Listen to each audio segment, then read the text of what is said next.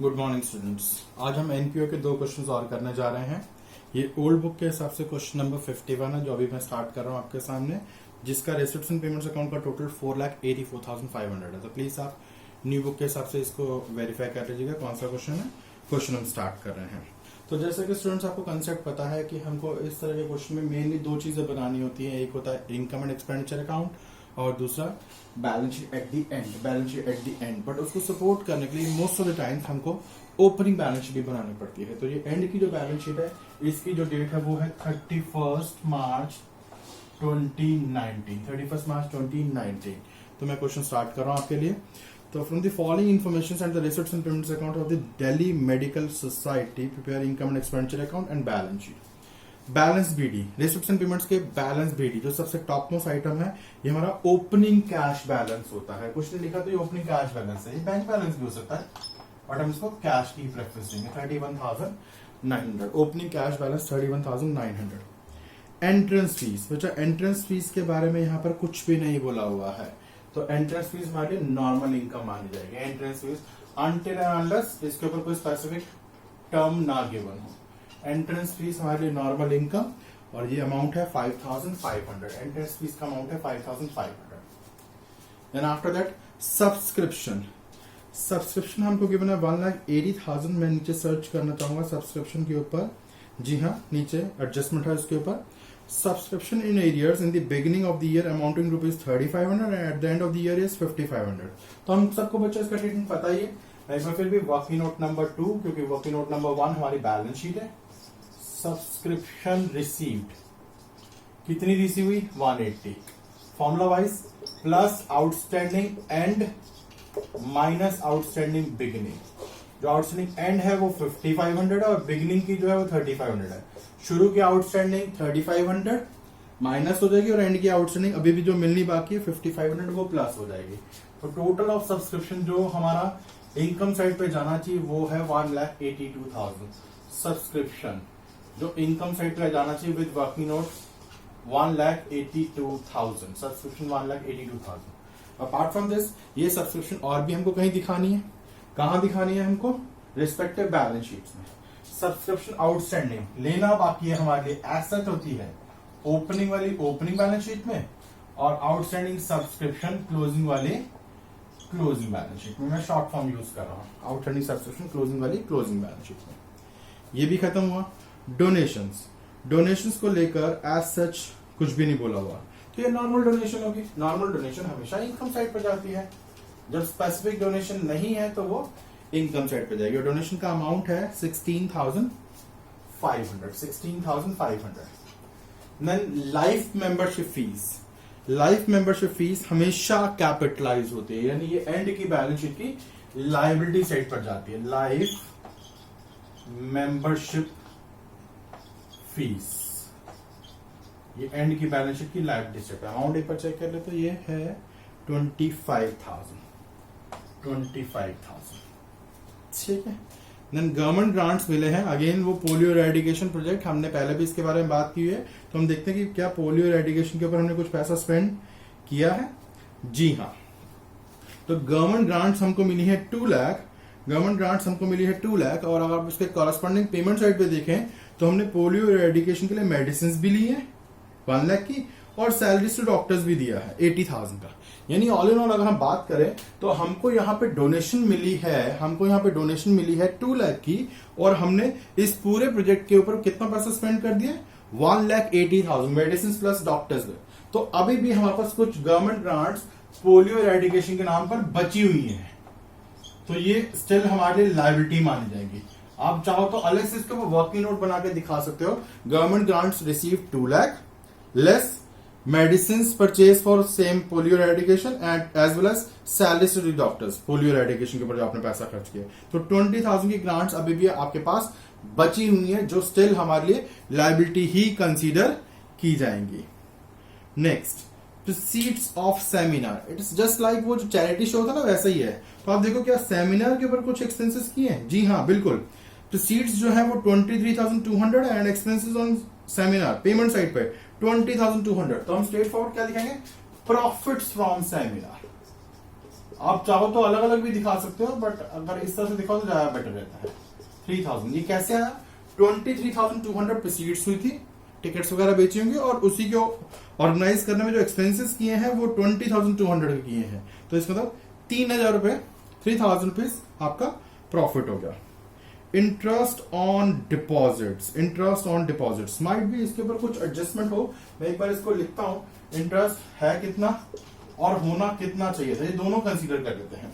Interest हमको जो मिला है वो है 2,400, जो इंटरेस्ट मिला है 2,400, और डिपॉजिट्स अगर आप पेमेंट साइड पर देखें तो डिपॉजिट्स हैं आपके 120 के 8%, और वो भी 1 अक्टूबर को। तो इंटरेस्ट कितना मिलना चाहिए था? अगर मैं इसके ऊपर एक्चुअल इंटरेस्ट कैलकुलेट करूं तो 1,20,000 के ऊपर 8% for 6 months. Why for 6 months? क्योंकि ये डिपॉजिट्स आपने खरीदे कब है? 1 अक्टूबर को। तो इस हिसाब से हमको जो इंटरेस्ट मिलना चाहिए वो तो 4,800 होना चाहिए, जबकि मिला कितना है?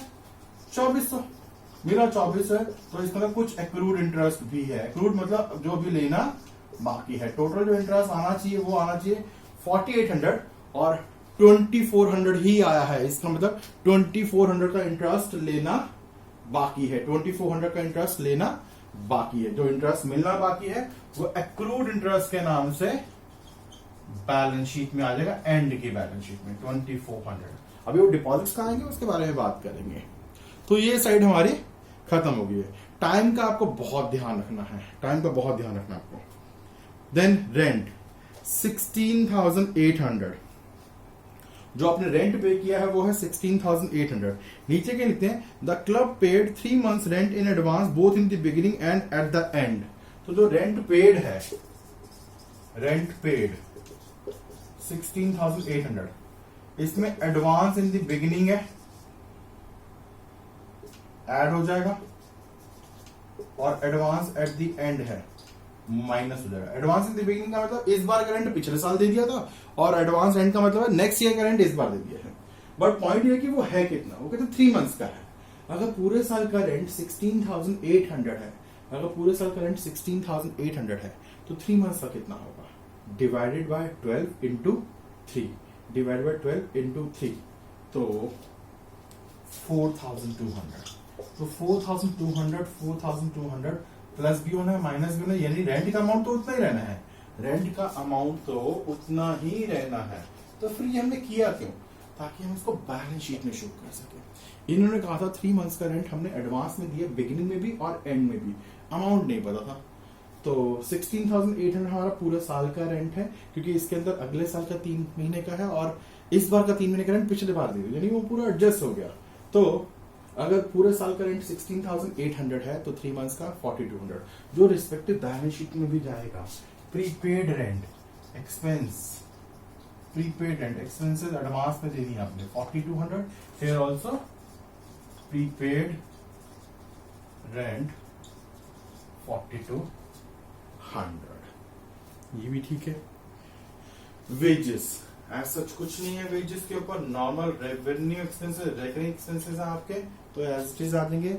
वेजेस है 24,500, सेम एज लाइटिंग, लाइटिंग का है 7,200। देन बुक्स, देखते हैं बुक्स के ऊपर कुछ मेंटेन किया है कि नहीं किया है। Books, the club possesses books 2 lakh. Club के पास शुरू में बुक्स थी 2 लाख रुपए की, क्लब के पास शुरू में बुक्स थी 2 लाख रुपए की, 2 लाख रुपए की बुक्स थी शुरू में, बुक्स 2 लाख। हमने और कितनी परचेज की हैं? हमने बुक्स और कितनी परचेज की हैं? हमने बुक्स परचेज की हैं 24800, 24800। अगर इसके ऊपर कोई और एडजस्टमेंट नहीं होगी, अगर नहीं होगी तो एंड में बुक्स कितनी आ जाएंगी? एंड में बुक्स आ जाएगी हमारे पास 2 लाख प्लस जो हमने परचेज की हैं 24,800, 2,24,800। बट इन्होंने कुछ बोला, क्या बोला? Provide depreciation on these assets including the purchases during the year. जो आपने परचेज की हैं बुक्स, जो आपने बुक्स परचेज की हैं उसको इंक्लूड करके डेप्रिसिएशन लगाना है, यानी इसके ऊपर डेप्रिसिएशन लगेगा 10%, इसके ऊपर 10% का डेप्रिसिएशन भी लगेगा। तो 2 लाख की बुक्स पहले से थी, 24,800 की आपने बुक्स और परचेज की, 24,800 की बुक्स पहले और परचेज की, यानी now we have books worth rupees 224,800। इसके ऊपर 10% डेप्रिसिएशन 22,480 डेप्रिसिएशन ऑन बुक्स 224,800 था ना, तो 22,480। ऐसा करने से जो बुक्स आपके पास बच जाएंगी, वो कितनी बचेंगी? डेप्रिसिएशन कट करने का 202,320। ये कैसे आया होगा? 2 लाख की बुक्स पहले से थी, 24,800 की बुक्स आपने और परचेज की, 224,800 हो गया लेस डेप्रिसिएशन जो 10% लगा था, तो ये बुक्स की 90% वैल्यू रह गई है।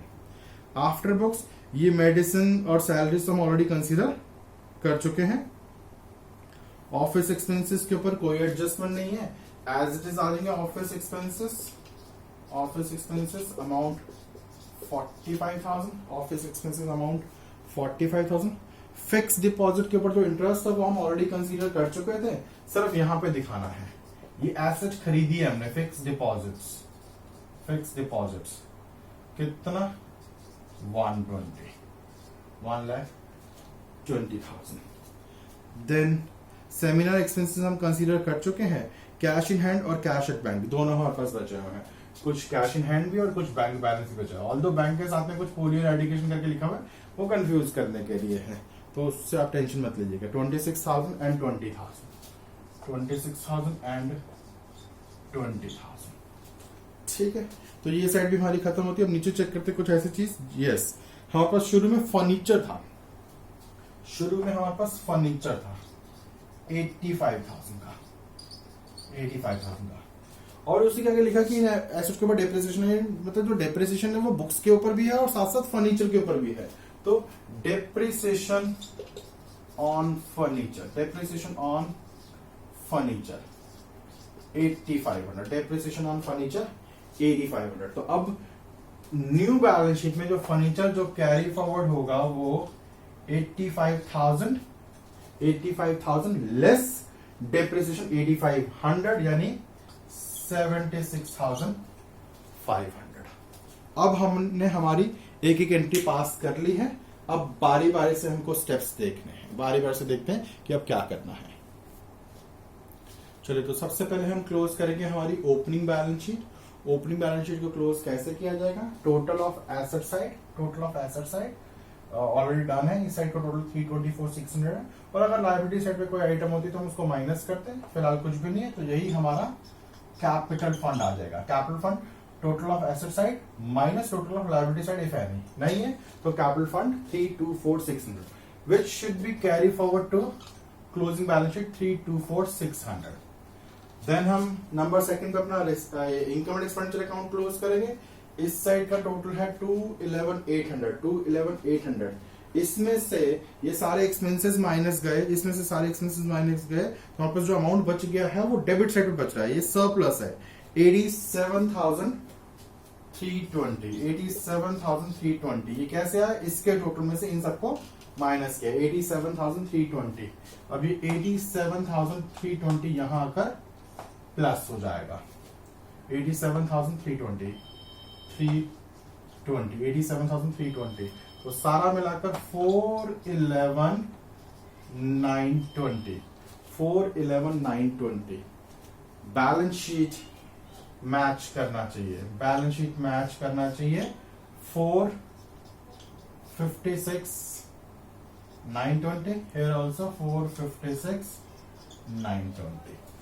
ये हमारा पूरा क्वेश्चन है, क्वेश्चन नंबर ओल्ड बुक का 51। एक बार इसको स्क्रीनशॉट ले लीजिएगा। तो अब हम इसके बाद वाला क्वेश्चन करने वाले हैं, जिसमें रिसिप्ट्स एंड पेमेंट का टोटल जो है वो है 80,000। तो आप प्लीज न्यू बुक में चेक कर लीजिएगा कौन सा क्वेश्चन है। मैं क्वेश्चन स्टार्ट कर रहा हूं, एडजस्टमेंट्स वगैरह देखते रहेंगे। तो अगेन से वही 3 चीजें बनानी है अपने को, 2 मेन में और एक वर्किंग नोट में। तो कैश इन हैंड ओपनिंग है, opening cash opening balance sheet में आ जाएगा। Opening cash opening balance sheet में 2,600 आई गेस, एक बार मैं वापस से चेक कर लेता हूँ। यस, 2,600।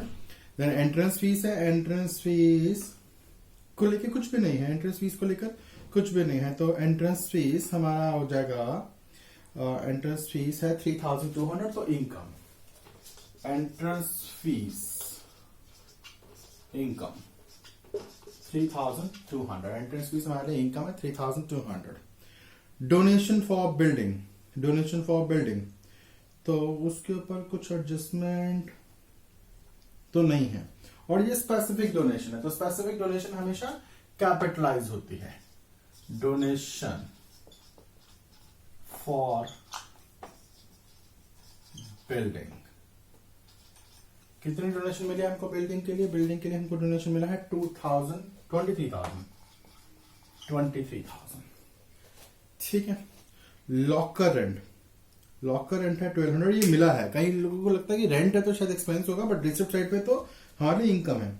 लॉकर रेंट के ऊपर आप चेक करो नीचे कहीं कुछ लॉकर रेंट, एक रेंट तो है बट वो नॉर्मल रेंट के ऊपर है, वो लॉकर रेंट के ऊपर नहीं है. तो लॉकर रेंट के ऊपर भी कोई एडजस्टमेंट नहीं है, तो ये इनकम. आपने अपने लॉकर्स किसी को यूज करने के दिए होंगे, इसका आपको पैसा मिला है 1200. लॉकर रेंट है आपका 1200. लाइफ मेंबरशिप फीस तो हमेशा ही कैपिटलाइज होती है. लाइफ मेंबरशिप फीस अमाउंट देख लेते हैं, ये है 7000. Profit from entertainment, profits from entertainment, तो प्रॉफिट्स ही हैं, तो इस तरफ आ जाएंगे इनकम साइड पे. प्रॉफिट्स फ्रॉम एंटरटेनमेंट,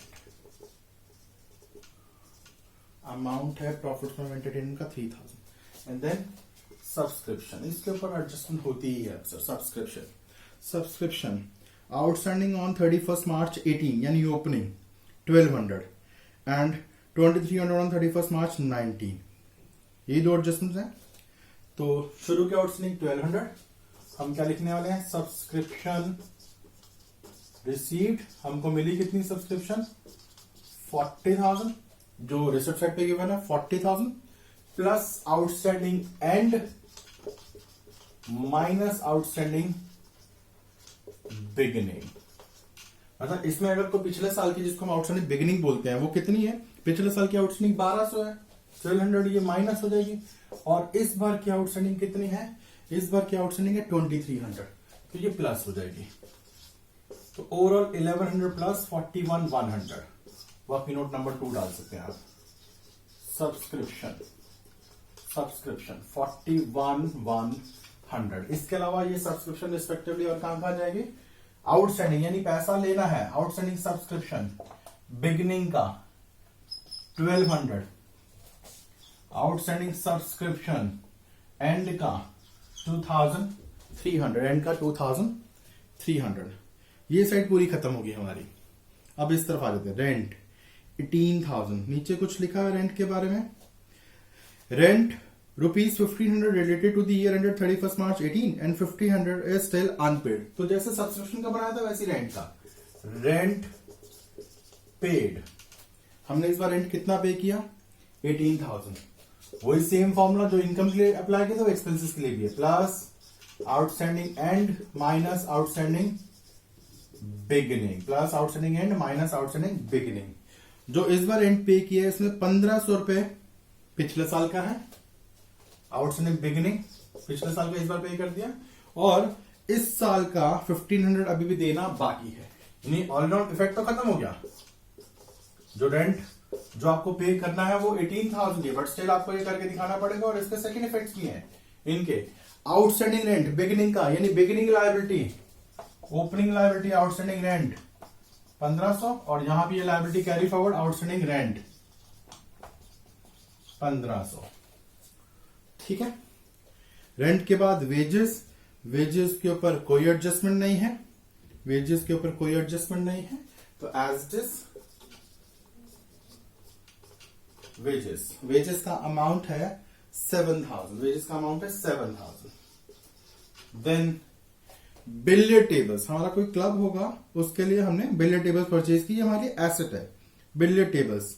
हमने कितने की परचेज की? और पहले से कुछ बिलियर्ड टेबल्स को लेकर है, पहले से लेकर बिलियर्ड टेबल्स के ऊपर कुछ भी नहीं है. तो बिलियर्ड टेबल्स हमारे एसेट क्लोजिंग बैलेंस शीट में आ जाएगी. पहले से नहीं थी ना. बिलियर्ड टेबल हमने परचेज की है billiard tables during the year 14,000 की. 14,000। देन फर्नीचर 10,000 का परचेज किया है और नीचे लिखते हैं on 1 April 18 the club own furniture 15,000। शुरू में हमारे पास फर्नीचर था, स्टार्टिंग में फर्नीचर था 15,000 का, हमने 10,000 का और परचेज किया, तो इस हिसाब से हमारे पास फर्नीचर हो जाना चाहिए 15 + 10 25 का। बट फिर भी वो क्या लिख रहे हैं, furniture valued at 22,500 on 31 March 19, यानी एंड में जो हमारे पास फर्नीचर बचा है एक्चुअली वो 22,500 का है। इसका मतलब आपने 15,000 का फर्नीचर आपके पहले से था, 10,000 का खरीदा तो होना चाहिए 25,000 का, बट बुक्स में लिखा है कि नहीं जी अभी 22,500 का। दैट मीन्स आपने ड्यूरिंग द ईयर इतना फर्नीचर डेप्रिशिएट हो गया। डेप्रिसिएशन ऑन फर्नीचर कितना 2,500, फर्नीचर के ऊपर 2,500 का डेप्रिसिएशन हो। एक बार वापस से, शुरू में 15,000 था, 10,000 का और परचेज किया, यानी हमारे पास फर्नीचर होना चाहिए 25 का, बट फिर भी कह रहे हैं जी बुक्स में 22,500 का रहेगा, तो इसका मतलब 2,500 का डेप्रिसिएशन लगा। इंटरेस्ट ये इंटरेस्ट आपने दिया है, एक्सपेंस है, एडजस्टमेंट भी है। वैसे देखते हैं एक बार, कुछ लोन का चक्कर है। The club has a loan of 20,000 at the rate of 10% per annum which was taken in the year ended 31 March 18। पिछले साल लोन लिया था, यानी पिछले साल की लायबिलिटी है ये। कितने का लोन लिया था, लास्ट ईयर का है ये 20,000 का, and that too at 10% interest. तो इंटरेस्ट इसके ऊपर 2,000 बनता है और 2,000 हमने दे दिया है। ये 2,000 हमने 2,000 ही दिया, यानी कोई आउटस्टैंडिंग या प्रीपेड नहीं है, 2,000 ही दिया है लोन। और ये लोन जो आपने लिया हुआ है आपने वापस नहीं किया है, वापस किया तो जरूर पेमेंट साइड पे लोन रिपेमेंट के बारे में कुछ लिखा, तो ये loan as it is carry forward भी होगा, मतलब एंड की बैलेंस शीट की लायबिलिटीज में भी रहेगा। इन्होंने कहा था लोन जो लिया हुआ पिछले साल लिया हुआ था, तो पिछले साल से जैसे एसेट्स कैरी फॉरवर्ड होती है, लायबिलिटी भी as it is carry forward हो जाएगी। देन पोस्टेज 1,000 है। देन सैलरी, इसके ऊपर भी आई थिंक कोई एडजस्टमेंट सैलरी के ऊपर, आई एम सॉरी पोस्टर्स के ऊपर एडजस्टमेंट है, सैलरी के ऊपर नहीं है। तो पहले मैं सैलरी को लिख देता हूं, सैलरी है 24,000 और पोस्टर्स के ऊपर एडजस्टमेंट कुछ स्टॉक वगैरह को लेकर है। पढ़ देते हैं एक बारी। Opening stock of postage stamps 300 plus closing stock 200। तो इट मीन्स आपके पास पोस्टेज पहले से 300 रुपए की थी, आपने 1,000 की पोस्टेज और परचेज की, स्टैम्प्स होंगी तो 1,300 की होगी और 200 की भी बची है, यानी पोस्टेज के जो यूजेस है वो एक्चुअली 1,100। एक बार वापस से, आपके पास पहले से पोस्टेज का जो स्टॉक था वो 300 था, आपने पोस्टेज स्टैम्प्स और परचेज की 1,000 की जो पेमेंट साइड पर है 1,300 हो गया। इसके बावजूद क्लोजिंग स्टॉक ऑफ पोस्टेज जो है वो 200 है, इसका मतलब आपने यूज कितनी की है 1,100। और ये पोस्टेज का जो स्टॉक है, स्टॉक स्टार्टिंग में 300, स्टॉक ऑफ पोस्टेज एंड में 200। आप प्रॉपर लिखिएगा, मेरे पास स्पेस कम है तो इसलिए सिर्फ स्टॉक लिख रहा हूं, स्टॉक ऑफ पोस्टेज। सैलरी हमने डन कर लिया। Cash in hand closing cash balance 4,000, closing cash balance 4,000। ठीक है, अब चेक करते हैं नीचे कोई ऐसी चीज, सब्सक्रिप्शन ये डन, पोस्टेज, रेंट, फर्नीचर ये हो गया, लोन भी हो गया। अब आपको सिर्फ और सिर्फ टोटलिंग करनी है। टोटलिंग देखते हैं जरा एक बारी। चलिए टोटलिंग की बात करें तो इस बार इस क्वेश्चन में कुछ अलग से चीज है। देखिए नॉर्मली मैं आपको बताता हूँ कैपिटल फंड कैसे निकलता है। कैपिटल फंड निकलता है जब हम एसेट्स का टोटल कर लेते हैं, एसेट्स का टोटल में से हम लायबिलिटीज के टोटल को माइनस करते हैं। बट इस बार ऐसा कुछ हुआ कि लायबिलिटीज का टोटल बड़ा है, लायबिलिटी साइड का टोटल बड़ा है, तो यहां जो पैसा बच रहा है वो बजाय कि इस तरह बचने के वो इस तरह बच रहा है, जिसको हम कैपिटल फंड डेफिसिट बोलते हैं। कैपिटल फंड डेफिसिट बोलते हैं, यानी ये एक तरह का कैपिटल का नेगेटिव बैलेंस, और ये है 2,400। ये जो नेगेटिव बैलेंस है ये है 2,400। ये कैसे आया है, ये हमने लायबिलिटी साइड का टोटल किया, एसेट साइड का टोटल जो था वो कंपेरेटिव टू लायबिलिटी साइड कम था, तो कैपिटल डेफिसिट आया। अब पॉइंट ये कि कैपिटल डेफिसिट कहां आएगा, कैरी फॉरवर्ड होता यहीं आता बट विद नेगेटिव फिगर आता, और उसमें हम यहां से अगर कोई सरप्लस निकलेगा तो ऐड कर देते, सरप्लस निकलता तो ऐड कर देते। बट अगर बाई चांस इधर भी डेफिसिट निकल रहा है, अगर इधर भी डेफिसिट निकल रहा है, तो नेगेटिव और नेगेटिव फिगर बैलेंस शीट में कभी भी नेगेटिव नहीं दिखाया जा सकता। नेगेटिव और नेगेटिव फिगर बैलेंस शीट में कभी भी नेगेटिव चीज नहीं दिखाई जा सकती है। इस वजह से वो दोनों चीजें कैपिटल डेफिसिट और यहां से निकलने वाला डेफिसिट, दोनों चीजें हम एसेट साइड पे दिखाएंगे। देखिए जरा कैसे। तो मैंने पहले इसको क्लोज किया, तो इसका क्लोज किया तो यहां भी डेफिसिट ही आ रहा है, यहां भी डेफिसिट आ रहा है और 6100 का डेफिसिट आ रहा है। तो कैपिटल डेफिसिट 2400 और इनकम एंड एक्सपेंसेस डेफिसिट निकल रहा है 6100, 8500। अगर कैपिटल डेफिसिट होता और यहां सरप्लस निकल के आता और डेफिसिट से बड़ा होता तो मैं यही एडजस्ट कर लेता। बट अगर वहां भी कैपिटल डेफिसिट है और यहां भी डेफिसिट निकल रहा है तो दोनों यहां पे नेगेटिव फिगर की तरह शो नहीं हो सकते हैं। तो दोनों चीजें हमको उसी तरफ एसेट साइड पे दिखानी पड़ेगी। अब हमको यहाँ पे बैलेंस शीट मैच करवानी है, बैलेंस शीट हमारी यहां पर मैच कर जाएगी। Total of balance sheet 30, 31, 51,500, here also it is 51,500। इस तरह से हमारा ये क्वेश्चन भी कंप्लीट होता है। इसमें एक नया कंसेप्ट था कैपिटल डेफिसिट और with income and expenditure deficit.